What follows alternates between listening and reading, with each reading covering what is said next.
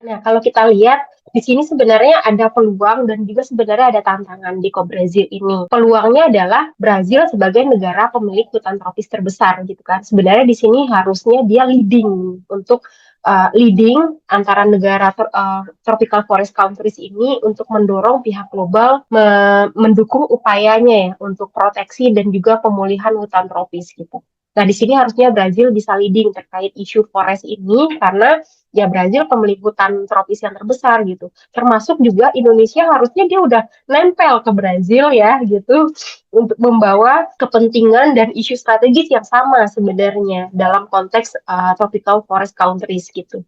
Tapi kan lagi-lagi kalau kita lihat hubungan gitu ya hubungan Brazil dan Indonesia, Indonesia nggak mau juga nanti tiba-tiba dianggap terlalu ngikutin Brazil gitu harus punya standing position atau bargaining position sendiri gitu. Peluangnya di situ supaya pertaruhan komitmen iklim global terutama konteks forestnya di sini bisa sangat kuat ya. Dan yang kedua terkait dengan masyarakat adat karena kan kita tahu masyarakat adat isu masyarakat adat juga sudah banyak masuk di dalam negosiasi ya dan harusnya di dalam COP Brazil ini juga suatu isu yang di sini benar-benar dibahas dan ditekankan gitu ya merekognisi dan juga just transition itu tuh mengutamakan partisipasi dan keterlibatan dari masyarakat adat gitu. Sudah ada sebenarnya kalau dari presidensi Brazil itu sudah ada kayak istilahnya tuh apa? Mutiro ya kalau dari letternya presidensi ke Brazil. Jadi dia akan membangun sebenarnya aliansi untuk masyarakat adat yang Mutiro itu gitu untuk bergotong royong untuk memastikan bahwa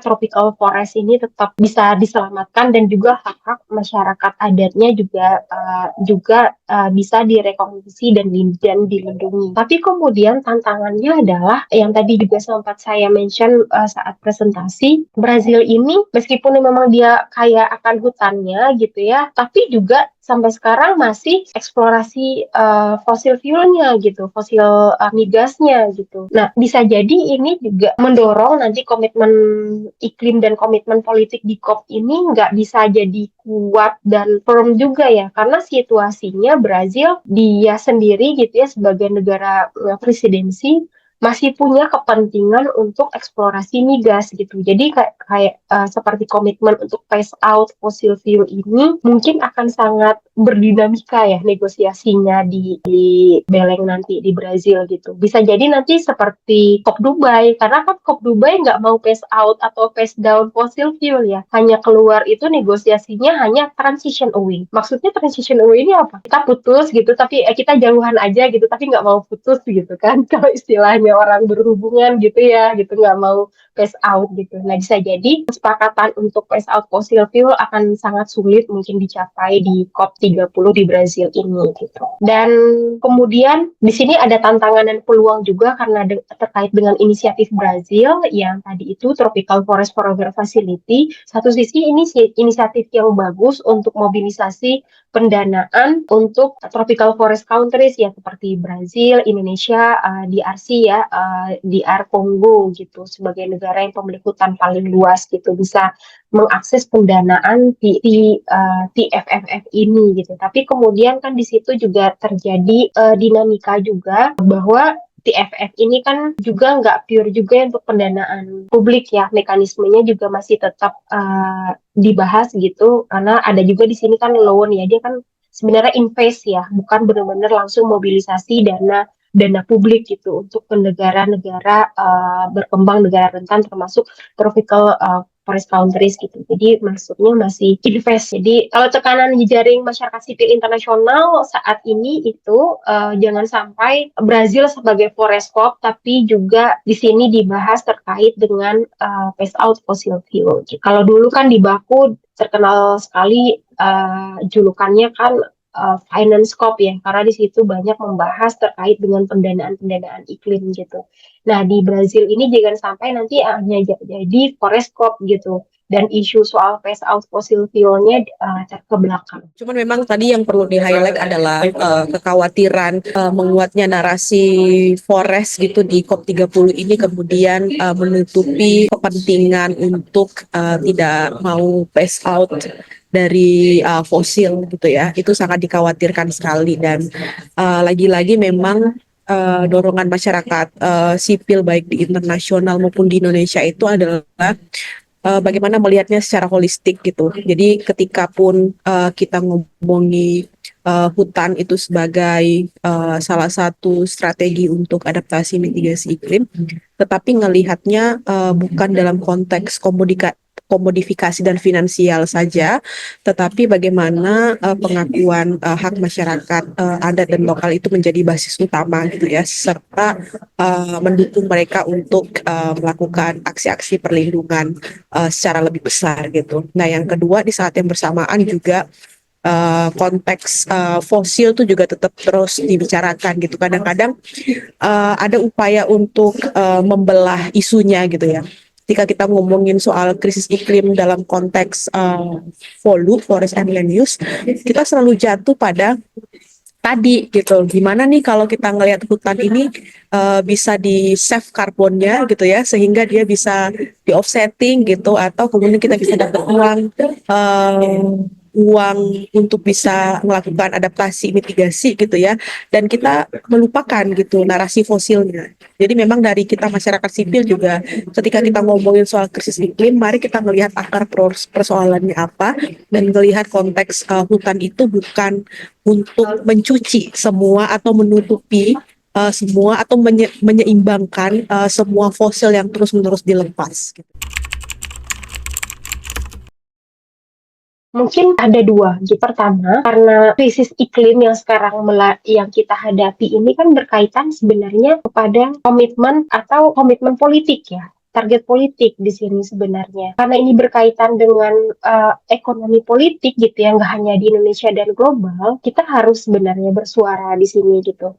Siapapun itu, kita yang di Jakarta, kita yang di daerah yang ditapak, kita harus sebenarnya menuntut gitu, menuntut hak kita untuk bisa hidup lebih aman, lebih layak, lebih sehat gitu, dan juga untuk di masa depan generasi mendatang gitu, kita harus menuntut kepada pembuat kebijakan untuk membuat kebijakan, keputusan-keputusan yang menyangkut hak hidup orang banyak di Indonesia ini, yang memang keputusan yang memang mengedepankan dan memprioritaskan kepentingan kita gitu, kepentingan masyarakat rentan, kepentingan kelompok-kelompok yang terdampak gitu, bukan kepentingan elit atau segelintir orang atau segelintir aktor gitu. Dan yang kedua, saat kita membicarakan kepentingan, di sini kan erat sekali adalah kepentingannya soal ekonomi gitu ya, soal pembangunan gitu. Saat kita berbicara pembangunan gitu kan, kalau pemerintah atau yang saat ini kan pembangunan itu hanya dilihat adalah pembangunan ekonominya gitu kan.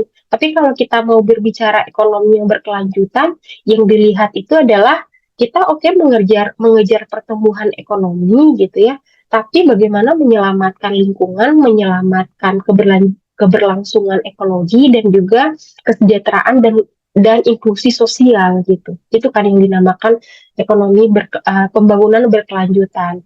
Nah, salah satunya supaya pembangunan tadi itu tidak hanya ekonomi, tapi pembangunan sosialnya juga tetap jalan, pembangunan untuk ekologinya juga jalan gitu ya. Kita tuh harus balik sebetulnya. Balik ke solusi yang berbasis alam, tapi bukan solusi yang sesat ya, gitu. Maksudnya solusi yang kita balik ke solusi ke alam, kita balik ke kearifan lokal, kita balik ke praktik-praktik yang dulu lebih ramah gitu ya, yang lebih berkelanjutan. Karena apa gitu? Sudah banyak praktik-praktik lokal, baik dari masyarakat dan praktik tradisional yang sebenarnya membantu kita dan menyelamatkan kita dari krisis iklim ini gitu. Baik dari sisi tadi penggunaan energinya, pemanfaatan lahan, perlindungan hutan dan sebagainya, dan juga pertanian dan perkebunan. Kalau balik kepada praktik tradisional dan praktik lokal itu, kita mungkin bisa selamat gitu. Dan itu kenapa kita mendorong di sini ekonomi yang berbasis rakyat, ekonomi yang memang berbasis akar rumput gitu ya, bukan memang model-model perekonomian yang memang dari dulunya itu udah dibawa oleh negara-negara kapitalis gitu kan, seperti US gitu. Nah, itu mungkin bisa kita lakukan tadi bersuara, dan kita harus balik lagi kepada back to basic aja gitu, ke ke pola-pola kehidupan dan pembangunan yang dulu gitu. Kalau saya sih sebenarnya people power ya, jadi kekuatan rakyat.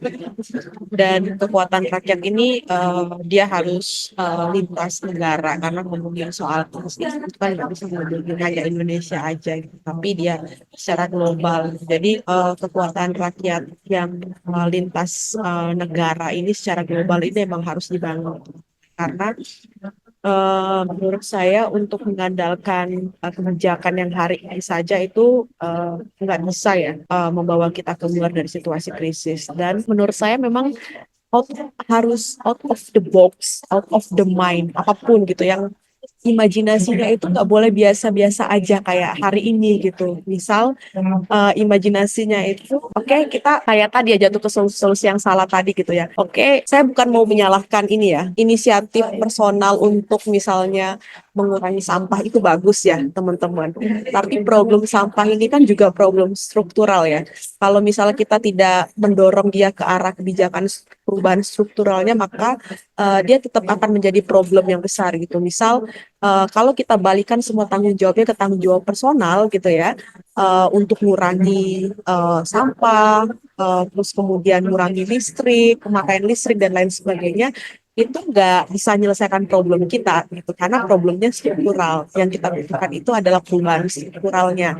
Kalau produsen sampah itu masih memproduksi sampah makanan konsumsi dalam skala yang besar dan itu menghasilkan sampah, maka nggak akan bisa tuh gerakan secara individual mengurangi sampah itu berdampak besar. Nah, yang mau saya ajak tadi adalah bagaimana kita mengarah ke perubahan struktural tadi yang hanya bisa dilakukan dengan people power tadi, gerakan rakyat yang tadi. Gitu. Nggak bisa hanya basisnya ngandelin DPR sekarang, pemerintah sekarang, nggak bisa hanya ngandelin pemerintah di Uni Eropa, di Amerika, apalagi Amerika udah keluar dari perjanjian Paris gitu kan, jadi udah nggak bisa lagi gitu. Jadi memang kekuatan rakyat yang terkonsolidasi itu adalah kekuatan yang bisa mengubah ini gitu ya. Mungkin dia agak sangat besar sekali imajinasinya, tapi situasi krisis hari ini memang kita butuh imajinasi yang di luar dari biasa-biasa aja gitu. Bisa nggak kita kemudian mendorong kebijakan yang mengurangi konsumsi negara-negara utara, misalnya konsumsi orang-orang kaya. Bisa nggak kemudian orang-orang kaya itu dipajakin jauh lebih besar ketimbang pajak orang-orang biasa gitu. Nah itu kan sebuah kebijakan-kebijakan yang sebenarnya bisa bisa dilakukan, tetapi selalu dianggap susah dan sulit untuk bisa dilakukan, gitu. Tapi sebenarnya dia bisa.